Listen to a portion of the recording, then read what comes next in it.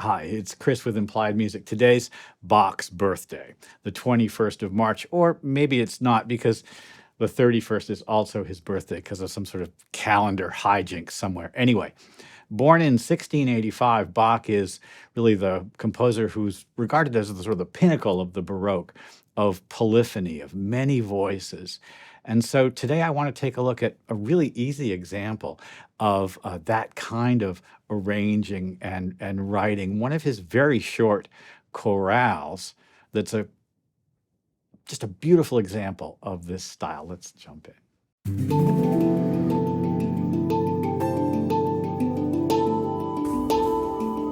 I play a few short Bach chorales every day. I've been doing it for years. This book is, as you can see, well worn. 371 short chorales. You might play them in, say, a Christian church or something like that. Bach was a church musician, and his output is largely dedicated, as he would have said himself, to the glory of God, the Christian God.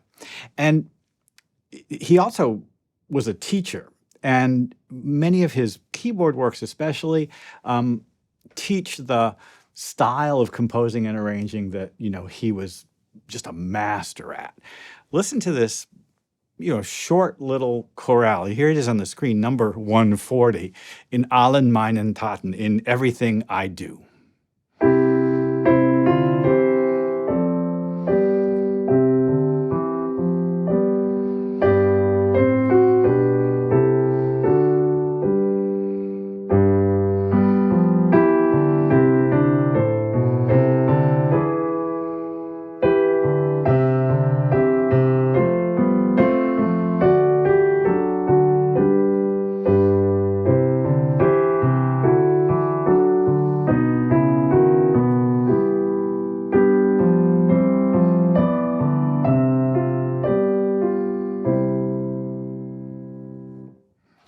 Now that's just the piano version of it. I've got an arrangement with woodwinds to take a look at.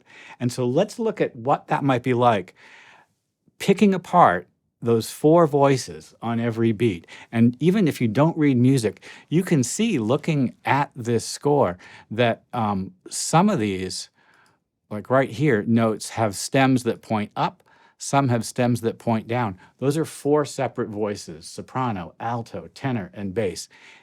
That style of writing forms the foundation for, European classical writing going forward, and, we're stuck with it today as well. Let's look at my little woodwind arrangement. Well, I've used expressive winds from Fracture Sounds, and you can see each of these voices is color-coded. Flute, oboe, clarinet, and bassoon. Listen to the integrity of each voice.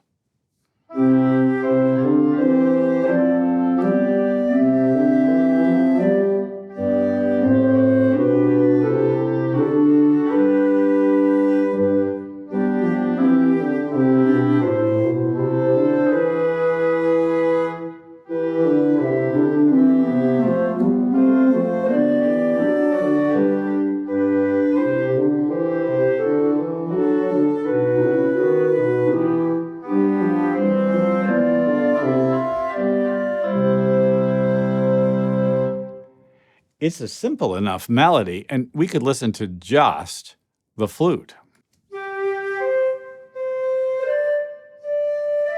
Simple little German melody, right?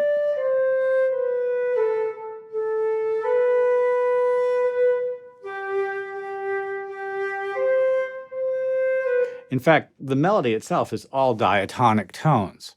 Looking back really quickly at the score, let's take a look at the chord language of the piece. All right, I'm back to the piano version, and let's hit the high points and what's going on harmonically here.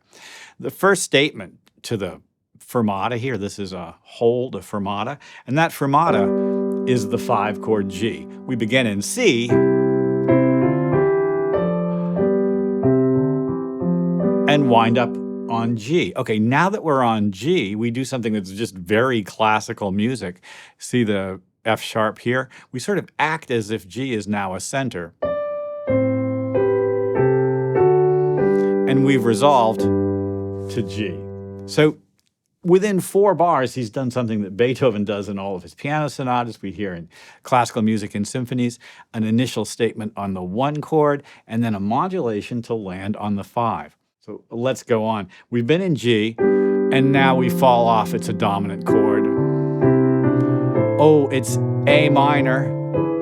And then this fermata here is E major. Well, isn't it interesting? We've just kind of like moved around a little bit. Of course, not too far, because A minor and E and A minor, it's kind of the relative minor of C, isn't it? All right, well, let's move on. Here's the E chord at the fermata right here, and suddenly E becomes E minor. This is so lovely. These inner lines here, the bass goes.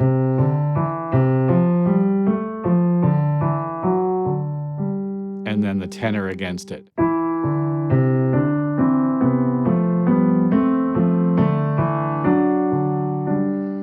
We've really now kind of wound up back at G major, and you can sort of just see it happening right here, the D7 chord, all the Ds, and now I'm at G. So I've ended up on G, more G, going on to the final 3 measures. He doesn't let up. Check this out.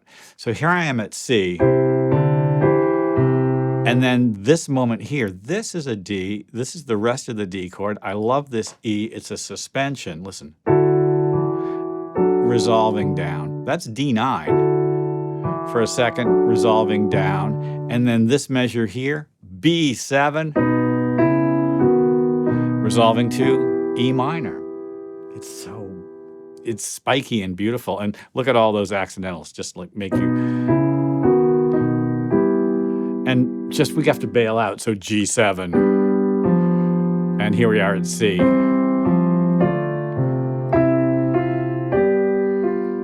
And we're home again. So we've touched on 3 or 4 different key levels, depending on how you want to look at it. We've begun in C here and resolved to G.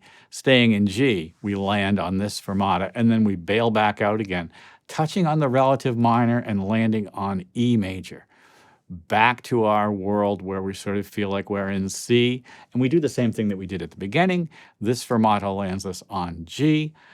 This moment here is so lovely. C becomes a kind of a D7, and then a surprise B7, which is the 5 of E minor. Pull the ripcord, the chute opens, and we land home on C. There's so much going on in 1, 2, 3, 4, 5, 6, 7, 8, 9, 10, 11, 12.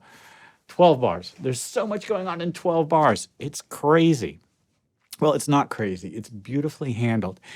Each chord, each moment, each beat is voiced cleanly and clearly with, as you can see, notes moving just by step most of the time. Let's go back to the woodwind part and just look at everything again. Well, it's just very clear looking at the graphic editor just how smoothly each voice moves. The bassoon part, the lowest bass, has a lot of scalular motion up and down, and that gives us the exciting quality. But the inner voices against a melody, which is largely steps, are very static. Everything moving in steps or just kind of hanging out there by half steps and steps. And it's a beautiful effect. Okay, one last time.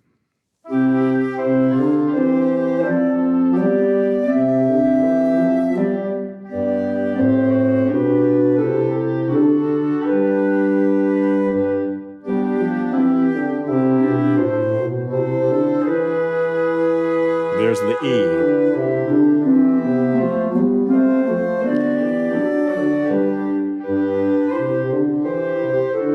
Here's the B.